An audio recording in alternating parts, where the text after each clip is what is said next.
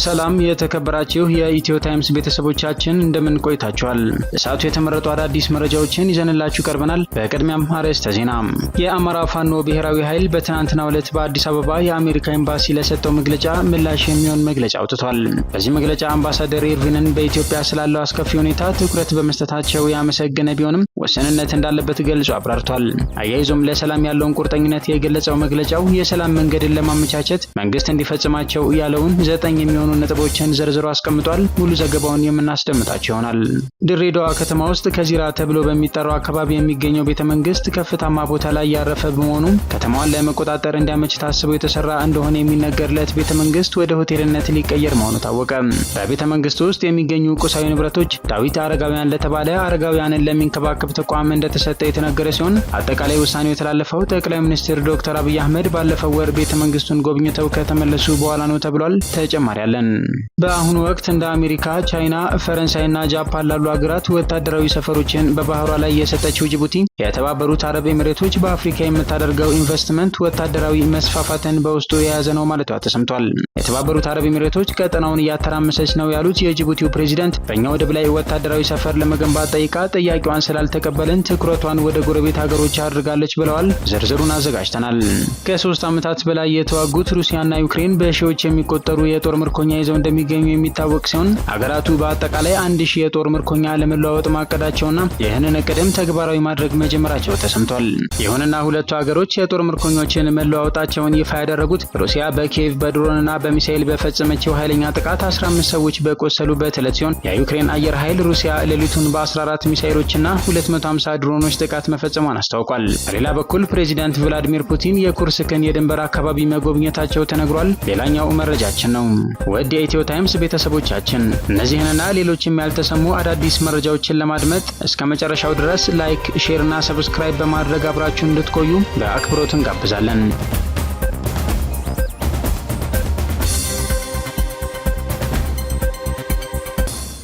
በትናንትናው ዕለት ግንቦት 15 ቀን 2017 ዓ.ም በአዲስ አበባ የአሜሪካ ኤምባሲ ለሰጠው መግለጫ የአማራ ፋኖ ብሔራዊ ኃይል መግለጫ አውጥቶ ምላሽ ሰጥቷል። በመግለጫውም የአማራ ፋኖ ብሔራዊ ኃይል አፋብኃ አመራር አባላት በግንቦት 15 ቀን 2017 ዓ.ም በአዲስ አበባ የሚገኘው የአሜሪካ ኤምባሲ ያወጣውን መግለጫ በበጎ እንደሚመለከተው የገለጸ ሲሆን አምባሳደር ኤርቪን ማሲንግ በኢትዮጵያ እየተከሰተ ባለው አስከፊ ሁኔታ ላይ እየሰጡት ላለው ትኩረት አድናቆቱን ይገልጻል ብሏል። አክሎም ሰፊውን የአማራ ሕዝብ ያቀፈው አፋብኃ ከሁሉም በፊት የአማራ ፋኖ ብሔራዊ ኃይል በአማራ ላይ ለሚደረገው ጦርነት ለመላው የኢትዮጵያ ዜጎች ደህንነት፣ ክብርና ደህንነት ቅድሚያ በሚሰጥ መልኩ ዘላቂ መፍትሄ እንደሚያስፈልገው ኤምባሲው በድጋሚ ያሳየውን ማረጋገጫ ያደንቃል ብሏል። የትምህርትና የጤና አገልግሎት ተደራሽነትን ወደ ነበረበት መመለስን ጨምሮ ለሀገሪቱ አሳሳቢ የሰብአዊ ቀውስ ምላሽ አስፈላጊነት ኤምባሲ ማሳሰቡንም በበጎው ከመመልከት ባሻገር ለቁጥር የሚታክቱ ሰላማዊ ዜጎች በተለይም በአማራ ክልል የሚኖሩት እውነታውን የሚያንጸባርቅ ስለሆነ በጥልቅ የምንጋራቸው ናቸው። በዚህ ረገድ የዜጎችን ህይወት አደጋ ላይ ለሚጥሉ የድሮንና መሰል ጥቃቶችን በአስቸኳይ ማቆም አስፈላጊ መሆኑን አጽንኦት ለመስጠት እንወዳለን ሲል ገልጿል።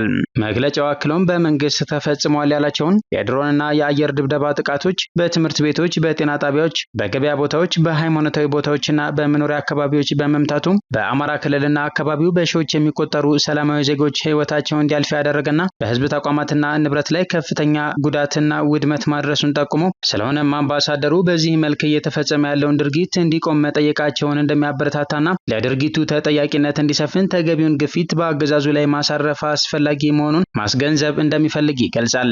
መግለጫው ቀጥሎም አፋብኃ በመግለጫው ውስጥ ከተገለጹት መሰረታዊ የሰብአዊነት መርሆች በጽኑ የሚያምንባቸው ሲሆን በመላ ሀገሪቱ እየተባባሰ ባለው የሰብአዊ መብት ጥሰት ሁኔታ የኤምባሲውን ስጋት ይጋራል ያለ ሲሆን የኢትዮጵያ ህዝብ በተለይም አማራዎች ስልታዊ የዘር ማጥፋት፣ የዘር ማጽዳት፣ መፈናቀል፣ ጾታዊ ጥቃት፣ ማንነት ላይ የተመሰረተ ጅምላ ስርዓትና ማሰቃየት፣ ሰው ሰራሽ ረሃብና የተለያዩ ጥቃቶችና ጭቆናዎች በአገዛዙ እየተፈጸመበት ይገኛል ብሏል። ይሁንና መግለጫው በአማራ ላይ እየደረሰ ያለውን ግፍና በደል ምን አይነት ባህሪና አስከፊነት ከማንሳት አንጻር ወሰንነት እንዳለበት ተመልክተናል ያለው መግለጫው በዚህ አጋጣሚ መንግስት በአማራ ክልልና በሌሎች አካባቢዎች ላይ ያሉ አማራዎች ላይ እየወሰደ ያለው እርምጃ የጦር ወንጀልና በሰው ልጆች ላይ የሚፈጸሙ ወንጀሎችን ብቻ ሳይሆን የዘመናት የዘር ማጥፋት ፕሮግራም ሂደት አካል መሆኑን ማስገንዘብ እንደሚወድ አመልክቷል።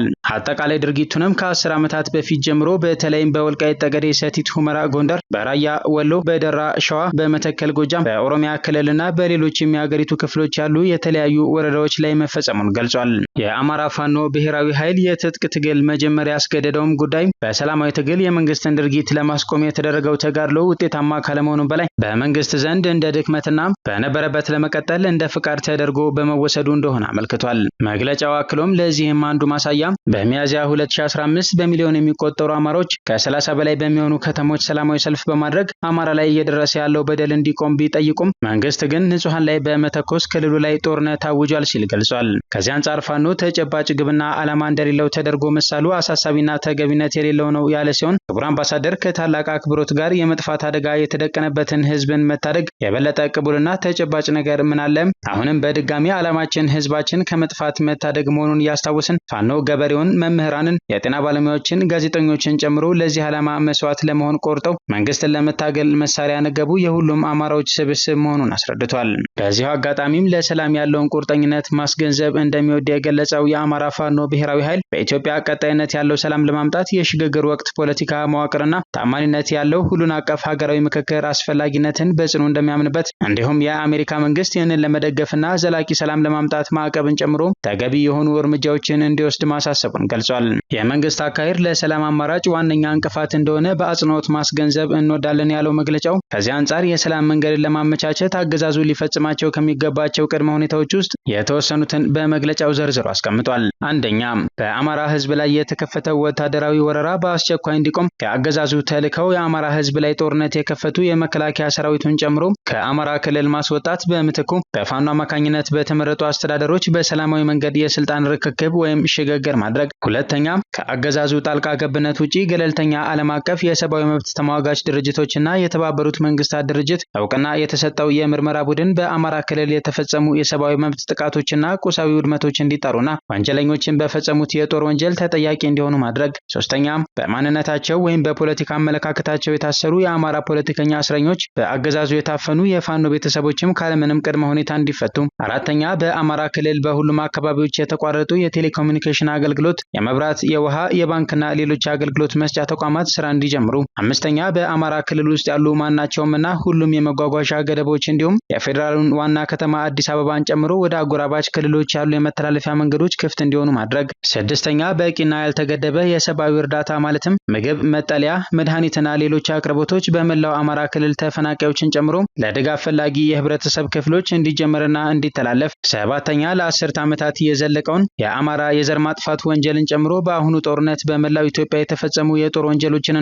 በሰብአዊነት ላይ የተፈጸሙ ወንጀሎችን በይፋ እውቅና እንዲሰጥ። ስምንተኛ፣ ቀደም ሲል አከራካሪ ማንነትና የድንበር ማካለል የነበረባቸውንና ወደ አጎራባች ክልሎች ተጠቃለው የነበሩትን አማራ በአብላጫ የሚኖርባቸው አካባቢዎችን ማለትም ወልቃይት ጠገዴ፣ ሰቲት ሁመራ፣ ጎንደር፣ ራያ ወሎ፣ መተከል ጎጃምና ደራ ሸዋ እንዲሁም የተፈናቀሉ ማህበረሰቦችን ካሳ በመክፈል በይፋ እውቅና እንዲሰጥ። ዘጠነኛ፣ በመላው ኢትዮጵያ የአማራ ማህበረሰቦችና ንብረቶቻቸው መሰረታዊ ሰብአዊና ህጋዊ መብቶቻቸው እንዲጠበቅና እንዲከበር ሲል 9 ቅድመ ሁኔታዎችን ያስቀመጠ ሲሆን በመጨረሻም እኛ የአማራ ፋኖ ብሔራዊ ኃይል ለዓለም አቀፍ ሰብአዊነትና የሰብአዊ መብት ህግ ያለንን የማያወላውል ጥብቅ አቋም እናረጋግጣለን ብሏል። ባለፉት 2 ዓመታት ውስጥ የእኛ ኃይሎች በአማራ ላይ ጦርነት ከተቀሰቀሰበት ጊዜ ጀምሮ የዋስትና ጉዳቶችንና ጉዳቶችን ለመቀነስ የጦር እስረኞችን አያያዝን ጨምሮ በከፍተኛ ዲሲፕሊን ተንቀሳቅሰናል ያለው መግለጫው ለአማራ ህዝብ ደህንነትና ክብር የሚደረገው ትግላችን በመሰረታዊና የህግና የሞራል መርሆች ላይ የተመሰረተ ሲሆን ከአሜሪካ መንግስትና ከሌሎች ዓለም አቀፍ አጋሮች ጋር ገንቢ ግንኙነት ለማድረግ ዝግጁ ነን። ከአሜሪካ መንግስትና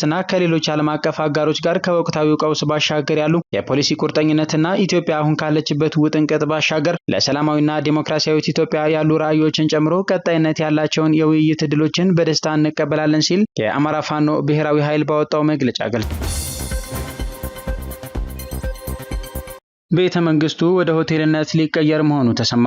በድሬዳዋ ከተማ ውስጥ ከዚራ ተብሎ በሚጠራው አካባቢ የሚገኘው ቤተ መንግስት ከፍታማ ቦታ ላይ ያረፈ በመሆኑ ከተማዋን ለመቆጣጠር እንዲያመች ታስቦ የተሰራ እንደሆነ ይነገራል። ከድሬዳዋ የተገኘው መረጃ እንደሚጠቁመው ይህ ቤተ መንግስት ወይም በሌላ አጠራሩ የሰላም አዳራሽ የሚባለው ህንፃ ኒው ሌቭል ለሚባል ሆቴል ተሰጥቶ ወደ ሆቴልነት ሊቀየር እንደሆነ ታውቋል።